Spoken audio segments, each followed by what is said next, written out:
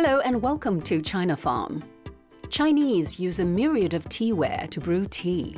Through thousands of years of its history, each period or dynasty seemed to have its distinctive styles of teaware, the art and craftsmanship of which renders a unique insight into the customs and culture of the time. In today's episode, we'll first listen to a unique sound, melodic as wind chimes and sublime as notes from heaven.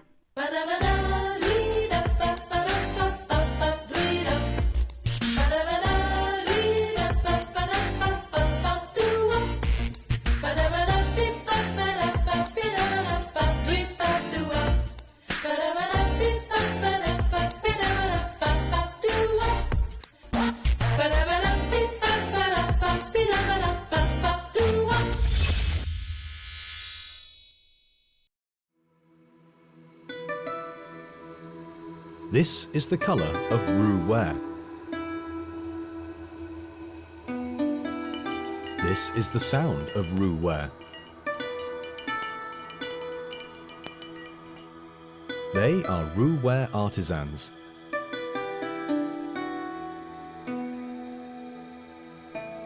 Roux-ware is porcelain ware, a craft, a way of expression, and more importantly, an attitude towards life.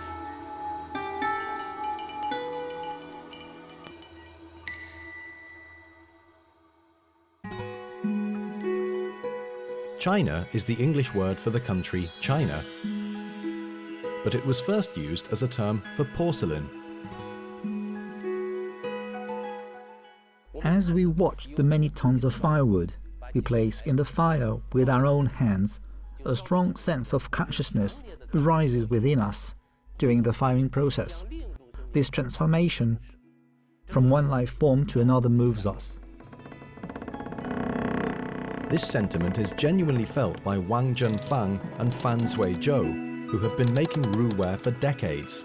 For this husband and wife team, the most amazing moment of making roux-ware is when the ware is drawn from the kiln.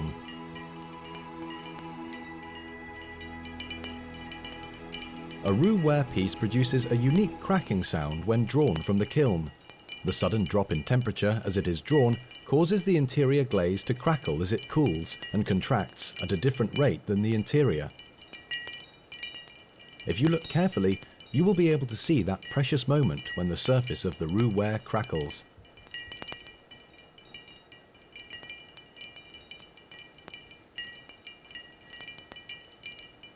The sound of roux-ware crackling is as sublime as that of wind chimes and celestial notes. After crackling, roux-ware takes on an indescribable colour. Some roux-ware pieces exhibit a pale blue hue referred to as tianqing, reminiscent of the sky clearing after rainfall. These mysterious, miraculous and varied glaze colors can only be produced from our local clay. The water and soil conditions also play a part in producing these glaze colors as well. Firing different compositions of glaze also results in minute variations in the colour of roux-ware, which generally comprise tianqing, sky blue, pea green and moon white.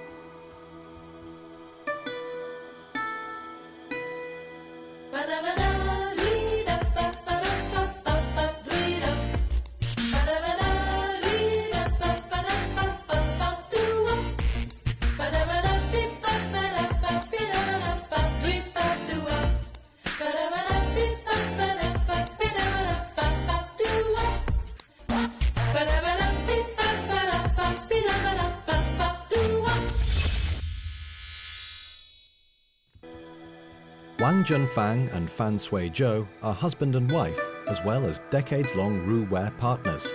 Of late, the couple has been planning to craft a piece that reflects their sentiments about crafting roux-ware over the years and incorporates the feelings of the duo.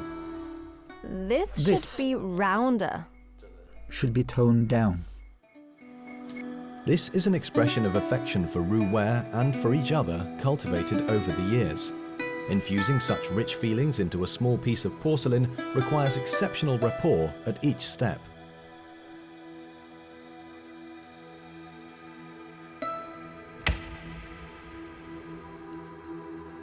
Throwing is a skill that Fan Sui-zhou has practiced for years. There's another term for throwing, clay flowing, which literally means the clay is flowing. When we shape the clay up to a certain extent and everything goes smoothly, the clay flows in our hands.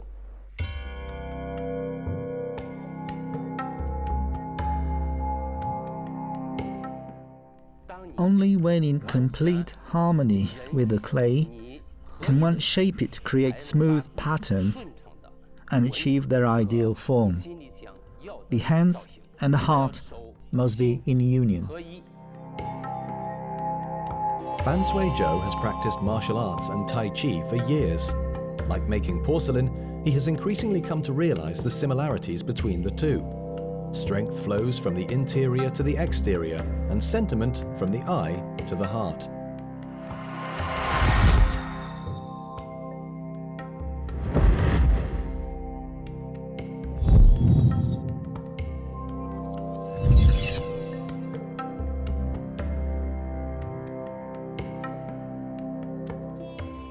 When you reach a certain level, it becomes mental discipline. So is making porcelain and martial arts. It's about maintaining a sense of tranquility. Good porcelain is made only if you are calm. It is first head knowledge, then understanding with the heart, and then transmitting that to the hands, which is the ultimate executor. Wang Junfang will carve patterns on the unfired porcelain pieces completed by Fan Sui-zhou.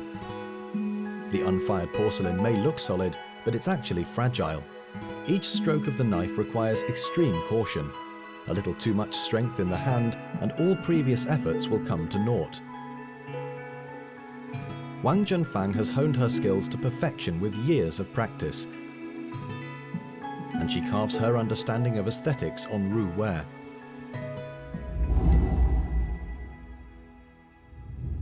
Ru ware is an outstanding firing technique. While preserving and passing on this technique, we imbue it with our sense of aesthetics. I also express some of my understanding of beauty through the creation of porcelain, so that people can sense the presence of beauty in the porcelain pieces I make. On this day, the piece jointly created by Wang Junfang and Fan Sui-zhou has been placed in the kiln for firing. As people become more focused on environmental protection and mass production of porcelain in factories, using wood-fired kilns has gradually evolved into a more specialized, protective, and experiential firing method. To Wang Junfang and Fan Sui-zhou, firing by way of wood-fired kilns is their means of artistic creation and has a special sense of ritual. As the firewood glows brightly, a miraculous transformation is about to take place. It is said that the ashes and flames from the burning wood enter the kiln directly. The falling ashes, as a result of the high temperatures, become ash glaze and settle on the surface of the porcelain pieces, producing warmer colors and richer textures for the porcelain pieces. To some porcelain enthusiasts, it has indescribable appeal. So, what kind of Ru ware piece has this couple created this time?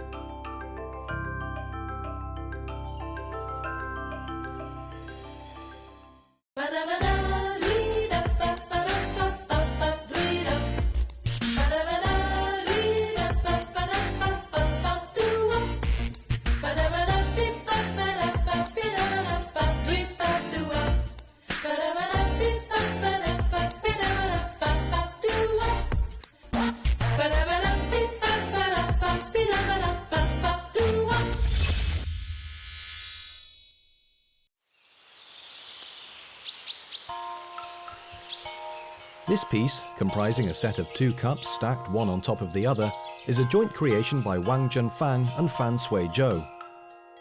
The cups are connected by hand-carved auspicious cloud patterns. While each cup is independent when separated, they are a perfect fit when placed together. The married couple named this piece The Encounter. We are a married couple, so our logo is a dragon and a phoenix, symbolizing an auspicious union in Chinese culture. I think we are both quite pleased with the encounter cups. My cup is on top. Master Fan shapes the clay and his cup is below. This not only represents one of the best encounters between husband and wife in life, but also represents encounters between schoolmates and colleagues. This is in fact a wonderful state of life for a person. The two of us are like the Tianqing color of Ru-ware, blended, unified. We study together. If you have shared interests and enjoy working on something together, you have a lot of topics in common and can better present things that are the best and the most beautiful. Wang Zhenfang and Fan Suizhou's passion for Ru-ware and their feelings for each other are almost integrated. Not only are they skilled artisans with exceptional artistic achievements, but they have also candidly and sincerely imbued their Ru-ware creations with what is true, good and beautiful in human nature. Having learned about the stories behind each Ru-ware piece, let's have a look at this set of Ru-ware again. That which can be appreciated appears to go beyond mere colour. Now that we've heard the story behind Ru-ware, let's now explore the tale of a person fervently devoted to Jianware and a tea bowl that appears once in a millennium.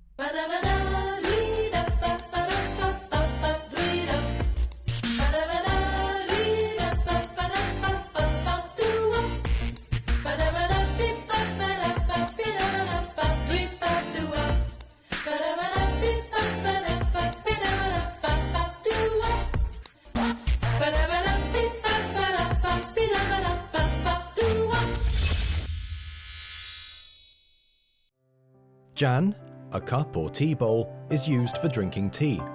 It was produced in ancient Jianzhou, hence the name Jianjian, or Jianware cup or tea bowl. It has a simple yet elegant exterior and boasts a substantial weight. The unpredictable glazes and markings formed as a result of being fired at more than 1,300 degrees centigrade embody the soul of the Jianware tea bowl. These superlative markings are precisely what Jianware tea bowl artisan Zhang Guixi is pursuing. This dates back from the Southern Song dynasty. Our ancestors were able to craft such a perfect tea bowl with hare's fur glaze. I wish I can do that in my lifetime. I'm sure I can, if I continue to work at it.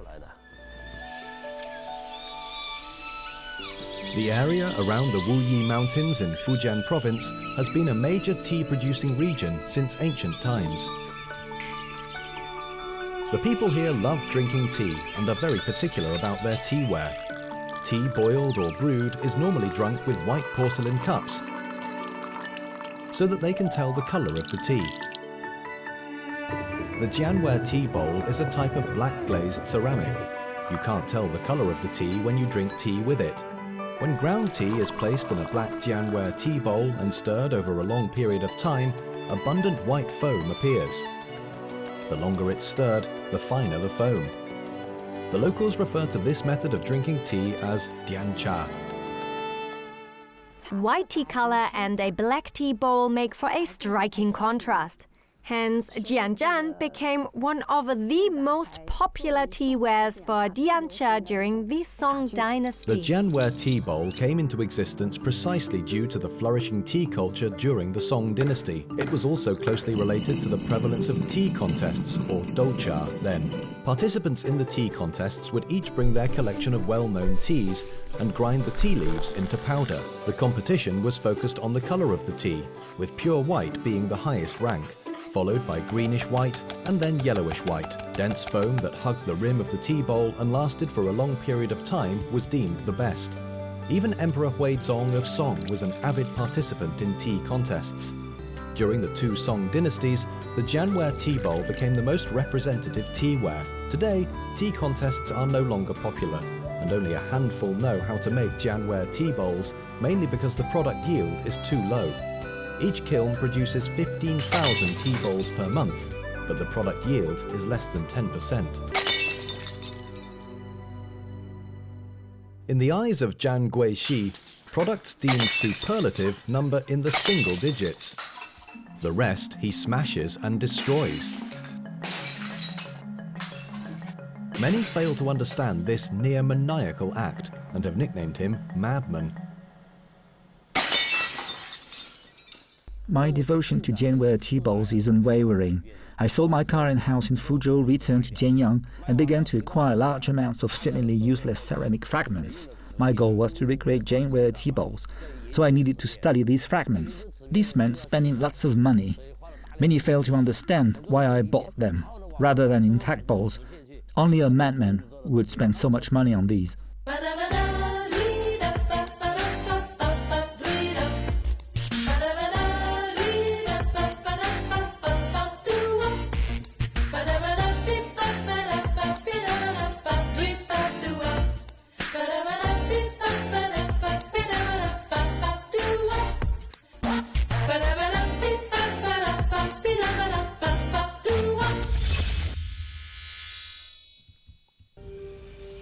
Jianyang District, Nanping, in Fujian Province, is located in the southern foothills of the Wuyi Mountains. Hojing village of Shuiji Town is the historic site of a Jianwei kiln. This kiln was established in the Tang dynasty and thrived during the two Song dynasties. The 135.6-meter-long dragon kiln is the longest of its kind found in China to date. As tea drinking methods changed, Jianwei tea bowls began to fall out of favor from the mid to late Yuan dynasty and were forgotten over time. Henceforth, the firing technique for Jianwei tea bowl was lost for nearly 800 years. Today, only fragments strewn across the mountains still tell of its heyday.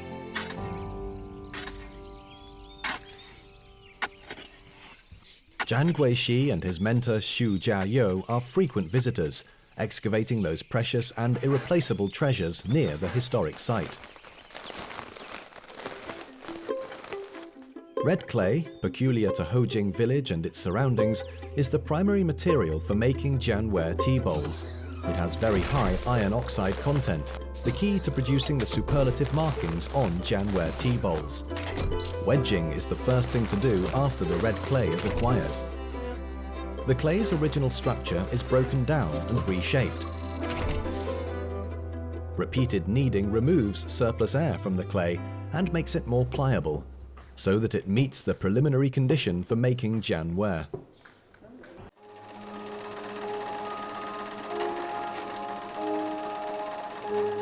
Throwing requires a pair of nimble hands. Completing throwing for a tea bowl in 1 minute is considered a basic skill.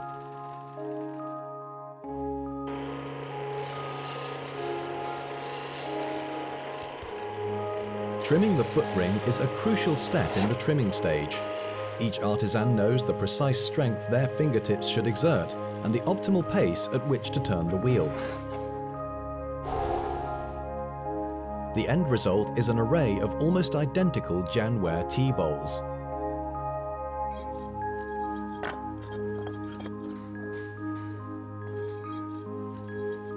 This dragon kiln, more than 30 meters long, resembles a dragon sprawling from the bottom to the top of the slope.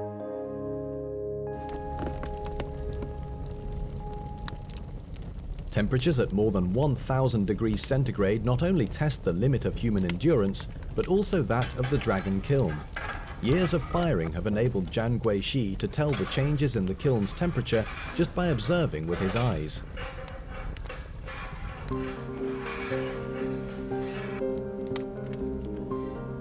The high resin content in pine wood helps make the glaze on Jianwei tea bowls glossier and more delicate. We're starting. Hurry up. Okay.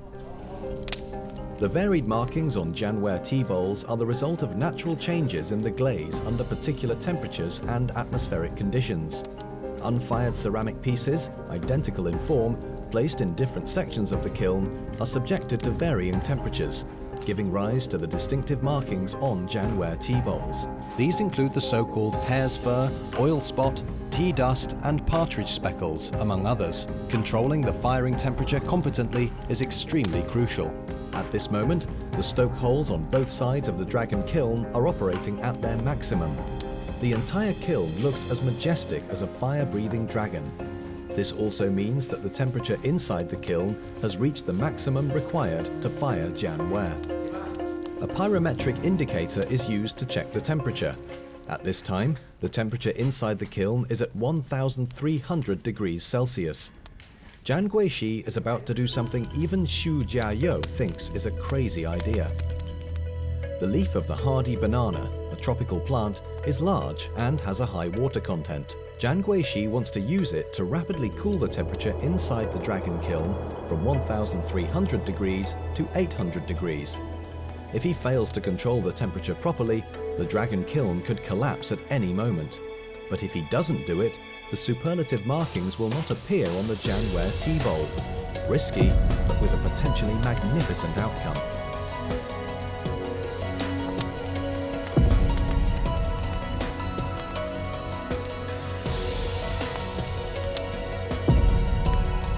As the seconds and minutes tick by, Xu Jiayou anxiously observes the changes in the kiln fires. Fortunately, their 2 days and 2 nights of anxiety have passed without danger.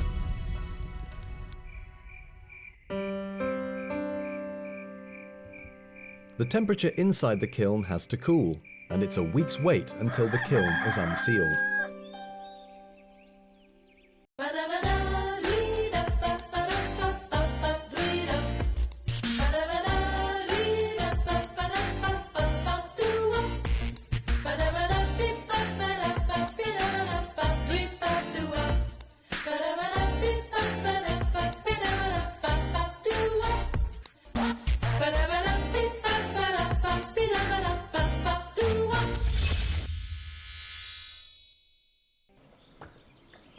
The excruciating 7-day wait is over. The day for unsealing the kiln has finally arrived. There's an old adage in Jianyang: it's make or break running a kiln. Will this kiln make a profit or a loss? We're about to find out.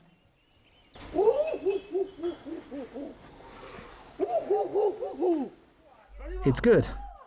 This hairspray is gorgeous. It's been more than a decade. We've done it. No doubt, the successful production of a Jianware tea bowl depends on the consummate skills of the artisan, but the rest is based on luck. The creation of a Jianware tea bowl represents the crystallization of the artisan's wisdom. As an ancient teaware, it not only preserves but also passes on the essence of tea culture. The philosophy of favorable timing and geographical and social conditions is embodied in this tea bowl.